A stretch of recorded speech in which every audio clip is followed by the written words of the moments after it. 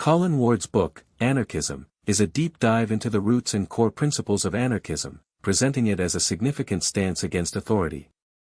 Anarchism, as Ward explains, argues that a centrally governed state is not a necessity for structuring society. Instead, it emphasizes self-management by the people and the organization of local communities through solidarity. Ward explores the idea that individuals should come together for their own freedom and manage their living spaces without relying on central authorities. Colin Ward, born in England in 1924, wrote Anarchism in the mid-20th century. His work draws inspiration from historical events like the Spanish Civil War, examining the real-world applications of anarchism and their effects on social structures.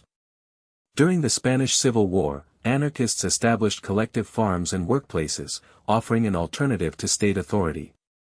This serves as a powerful example of how individuals can create self-sustaining communities. Ward emphasizes that anarchism is not just a political ideology but a way of life. Anarchists strive to realize a dream of a fairer and more equitable society by prioritizing individual freedom and solidarity. Anarchism is a thought process grounded in social conditions and human relationships. Ward makes important observations about the flexibility of anarchism and its reflections in different cultures. Historically, anarchists have emerged as a minority representing the desire for self-governance through free will, especially following the collapse of authoritarian regimes. For example, in countries like Germany, Italy, and Spain, anarchist ideas have resurged after oppressive governments fell. Ward highlights figures like Kotoku Shusui in Japan, who blended Western thoughts with local traditions to pursue freedom. Influenced by Kropotkin, Shusui published an anti-militarist magazine and introduced these ideas to Japan. A similar scenario unfolded in India with Mohandas K. Gandhi, who drew from anarchist thoughts to develop his philosophy of nonviolent resistance. In Africa, the failure of imposed socialism reignited the desire for self-governance, enhancing the significance of anarchist elements. Anarchism, reflecting similar aspirations across different cultures worldwide, has become a universal expression of the human quest for freedom and equality. Anarchism underscores the distinction between the state and society. In this section, Ward discusses how anarchists advocate for the spontaneous formation of social structures and how the state can obstruct this process. Thinkers like Martin Buber define the state through power and authority, while society is seen as a structure shaped around common interests. The state's power feeds off societal security concerns, which diminishes individuals' ability to freely unite and create their own solutions. The 1936 revolution in Spain provides a significant example of anarchism in practice. The populace armed themselves against Franco's uprising, and anarchist unions like the CNT began managing workplaces and society, creating a revolutionary experience. However, Soviet intervention disrupted this revolution, leading to the failure of anarchists' efforts to integrate into the state structure. Real-life examples highlight the importance of social solidarity. For instance, in a poor Spanish village, the sharing of food and clothing among villagers demonstrates the potential of anarchism in social relations.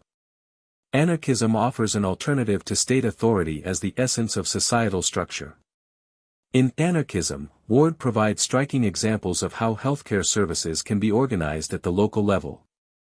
The town of Tredegar stands out as a model where healthcare services are maintained through voluntary contributions. According to a retired miner, each individual in this system paid a voluntary contribution for medical expenses. This approach challenges the central government's role in healthcare, suggesting that local communities could more effectively meet their own needs. As Kropotkin emphasized, the concepts of self-help and social solidarity are gaining importance in modern society. Anarchists argue that the social functions fulfilled by the state through bureaucracy could be undertaken by local communities. This offers a more democratic and liberating approach, closer to individual needs. Ultimately, anarchist thought proposes that individuals and communities can organize themselves to establish a life independent of central authority pressures. This is seen as part of a search for new paths to transcend the limitations of both socialist and capitalist systems. By combining individual freedom with social solidarity, anarchism presents alternatives that address the needs of modern society. Ward's book also delves into the relationship between religion and the state, emphasizing the importance of secularism. He points out how religion is used as a tool to keep societies under control. Bakunin and Marx share similar views, describing religion as an opiate that distracts the masses. In this context, religion is argued to be a personal matter that should be separated from public life. The spirit of questioning brought by the Enlightenment inspired many revolutions and fed the understanding of a secular state.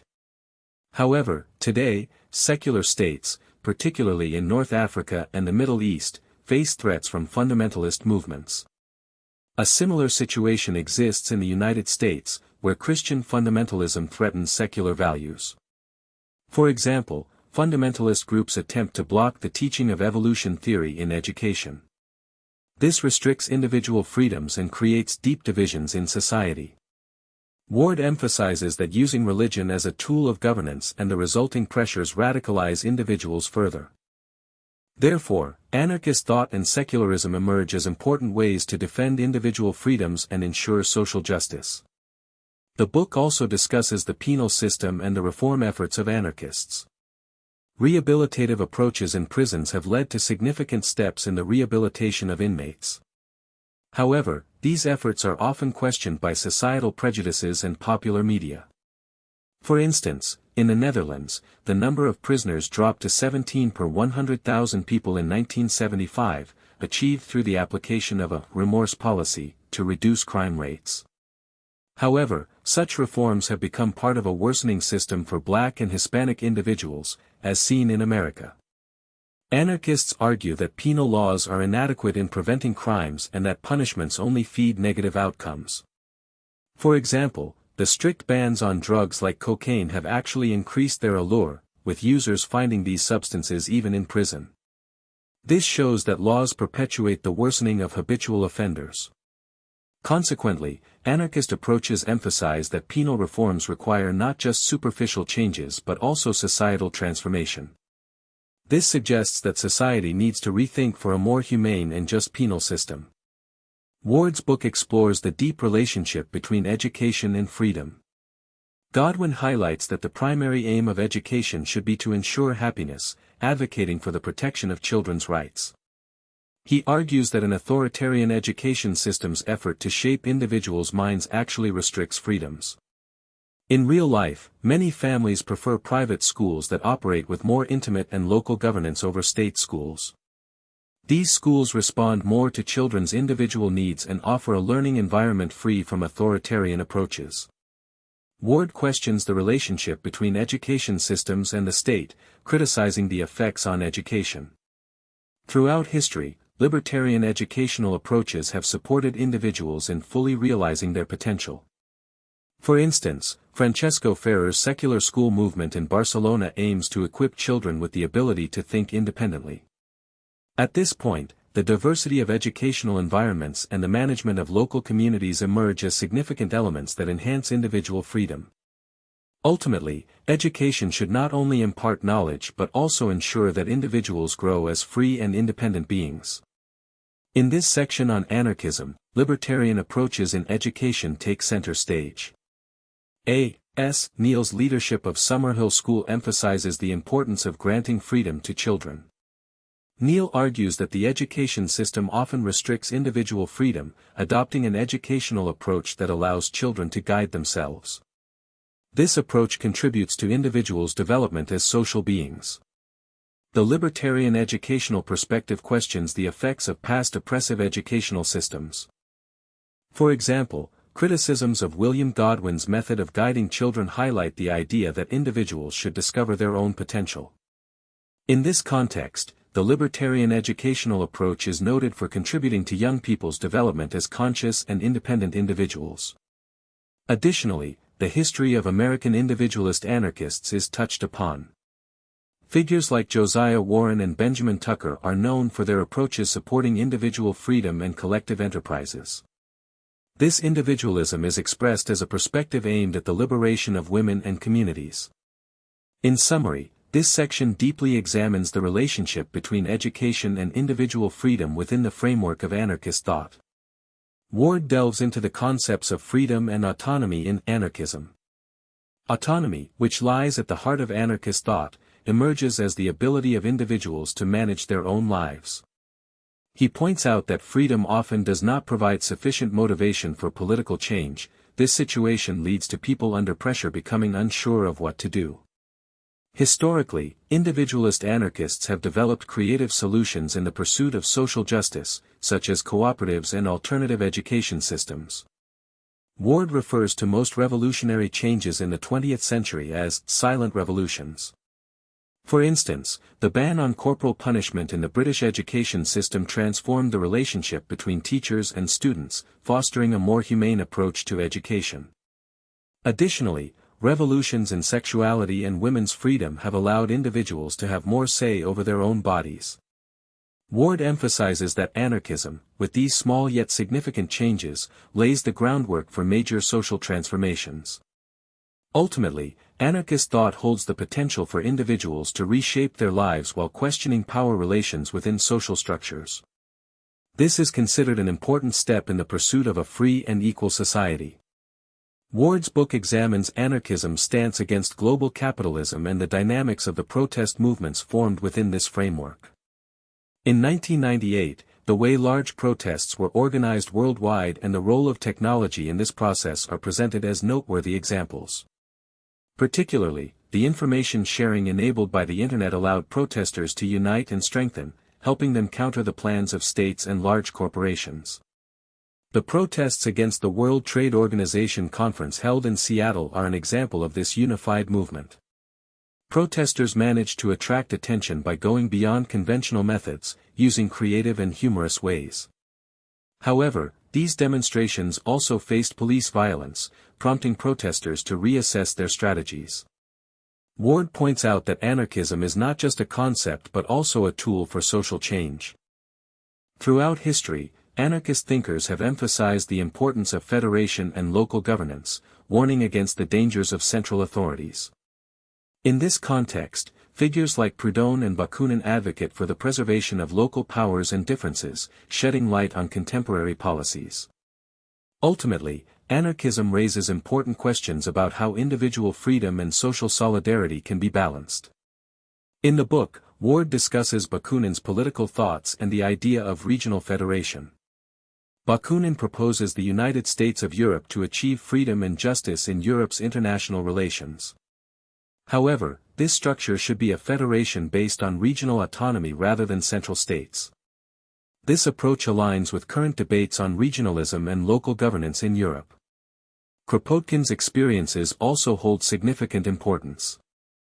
Kropotkin describes the frustration caused by the destruction of old communal institutions that could change people's lives. The self-sufficient communities in the Jura Mountains demonstrate to him that a decentralized lifestyle is possible. Kropotkin argues that social structures can function without central authority through these examples. For instance, voluntary organizations like Kropotkin's lifeboats prove that people can create a complex system through cooperation without any central authority.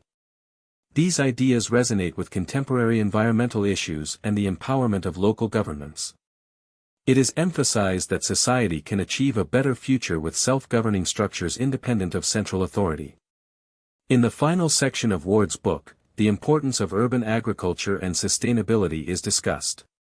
Today, food production often relies on central distribution systems. However, these systems harm the environment. For example, transporting fresh vegetables from thousands of kilometers away creates an ecological contradiction.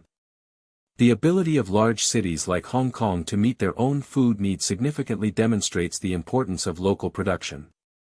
Peter Harper argues that urban life can be shaped sustainably.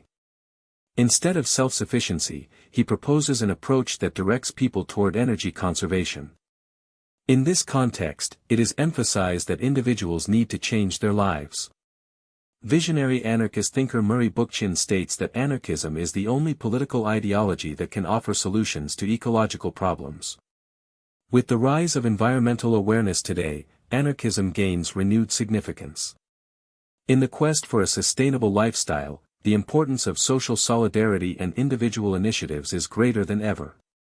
This should be seen not only as an environmental necessity but also as an opportunity to reshape human relationships.